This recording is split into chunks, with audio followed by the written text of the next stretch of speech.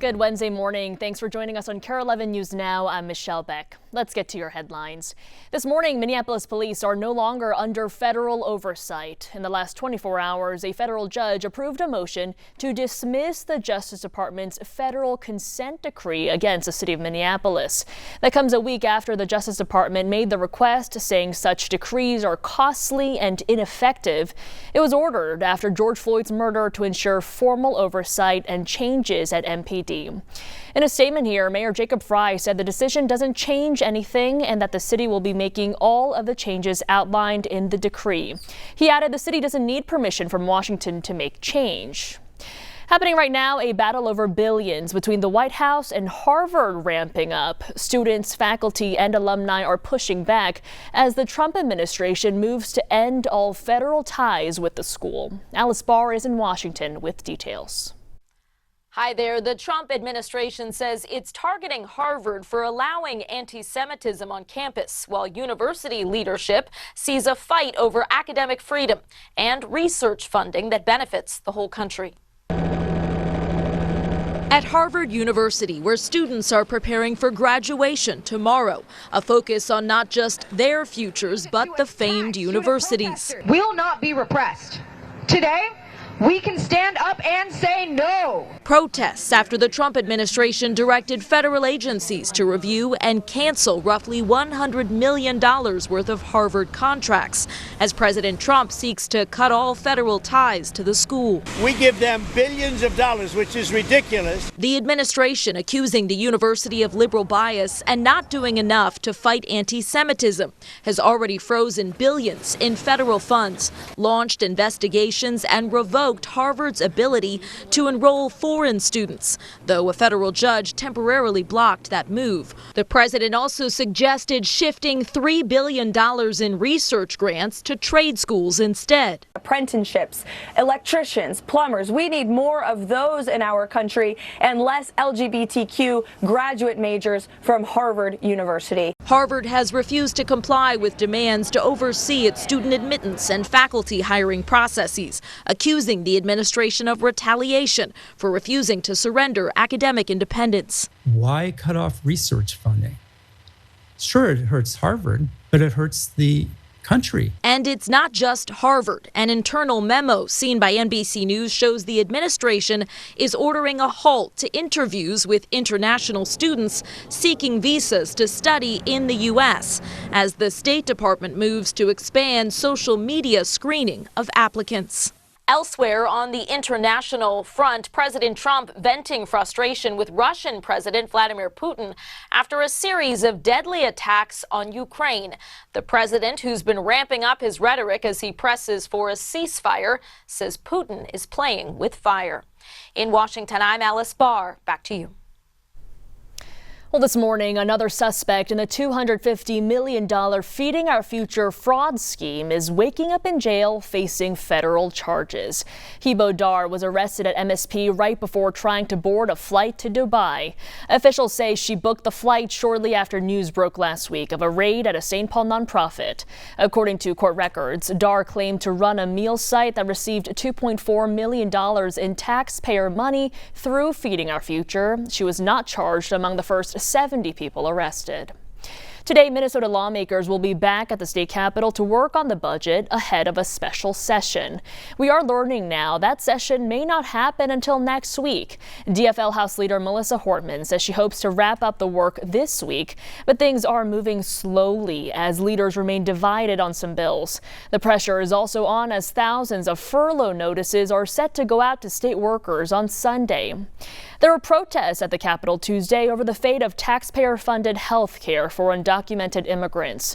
A group from the immigrant rights movement demonstrated outside the governor's office, calling on Tim Walz to reject any budget agreement that would stop funding. The deal between party leaders is still in place to end Minnesota Care access for undocumented adults at the end of the year. But as budget negotiations continue, they haven't figured out how to pass this bill and are still facing backlash. Under that deal between DFL and Republican leadership, undocumented adults will lose Minnesota Care access pass at the end of the year, while children will still be covered. House Republicans say this issue should be voted on as part of the broader Health and Human Services budget bill, but the Senate DFL insists it must be a standalone bill. Technically, Governor Walz could veto either option, but it doesn't appear that's going to happen. Here's what protesters had to say, followed by GOP House Speaker Lisa Damoth. We're here before they finish finalizing the budget to make sure that health care is a priority in this budget and to not cut it for undocumented families. And although the governor could veto something, my expectation is he will uphold his part of the agreement getting these things through. I don't have any reason to doubt that. Well, heads up if there's a Ford in your driveway. The automaker is recalling more than 1 million vehicles due to a software issue with the rear view camera. The issue could cause the camera to delay, freeze, or not display, upping the risk of a crash. The recall affects a variety of vehicles made between 2021 and 24. It includes Ford Broncos, F-150s, Mustangs, and Lincoln Navigators. Dealers are expected to fix the problem for free with an over-the-air software update. If your vehicle is affected, Ford will let you know by June 16th, and a second letter will be sent out when a fix is available. The Minnesota Frost is about to celebrate its newest Walter Cup championship, and you will not want to miss it. It's happening in St. Paul at the X. Our Audrey Russo is in downtown St. Paul with a look at the party. This is the chance to celebrate Minnesota sports at its finest. I'm actually standing smack dab in the middle of the parade route that's going to be celebrating the Frost starting at 5:30 tonight. It gets underway at Tria Rink, going through 7th place, down to Rice Park by the Herb Brooks statue, and then right into Gate 1 of the X. And Gate 1 is going to be your entrance into the party, which starts at 6. There's going to be a live DJ, food, games, plus we're going to hear from the GM, the head coach, and several Frost players 48 hours into their big win. Now the team is just as excited as the fans. They posted these videos on social media last night showing the moments where it really sunk in for the Frost that they are the only team to hoist the Walter Cup. You'll actually be able to get photo ops with the trophy at the party tonight. And this celebration is also proof of concept that women's sports are a draw. In fact, we're actually a little over a week away from an expansion draft that's going to take the Professional Women's Hockey League from 6 teams to 8, adding 2 additional franchises. Back to you.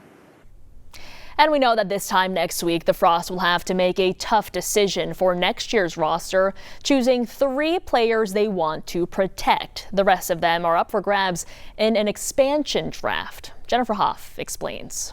All right, these guys are ready. Are you ready? The ice rink. Hey, girls. How are you? Much like Minnesota, Stick down. will always be home for Winnie Broke Brown.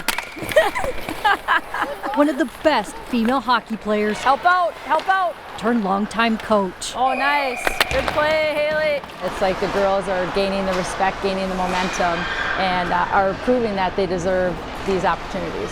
The defensive standout blazing a trail back then. Zins is ready. Now steering the next generation of stars. The evolution has come so fast too, right? And that's, another step in the right direction for women's hockey. That started its first professional league 2 years ago with 6 teams, including the Minnesota Frost, that after last night's win is still the only champion in its history. Analysts say was on thin ice after ousting its general manager last year, relying then only on head coach Ken Cleve. He kind of bet on himself is what he did, and was willing to take the heat and say, good or bad, this is my team. We're going to do things my way. The championship team, though, is about to change, able to only protect its top 3 players when the league expands next season to Seattle and Vancouver. This Frost roster is going to look different next year one way or another. Good battle. What stays the same is the love for a sport really starting to shine. They're not only just great hockey players, but they're amazing role models. Good work. That was Jennifer Hoff reporting. Meanwhile, it is win or go home tonight for the Wolves in Game 5 of the Western Conference Finals. The team touched down in OKC last night, ready for a battle. Tip-off is at 7:30 tonight. If they can pull it out, they'll be back at Target Center for Game 6 on Friday. Stick with us. More news and weather coming up after the break.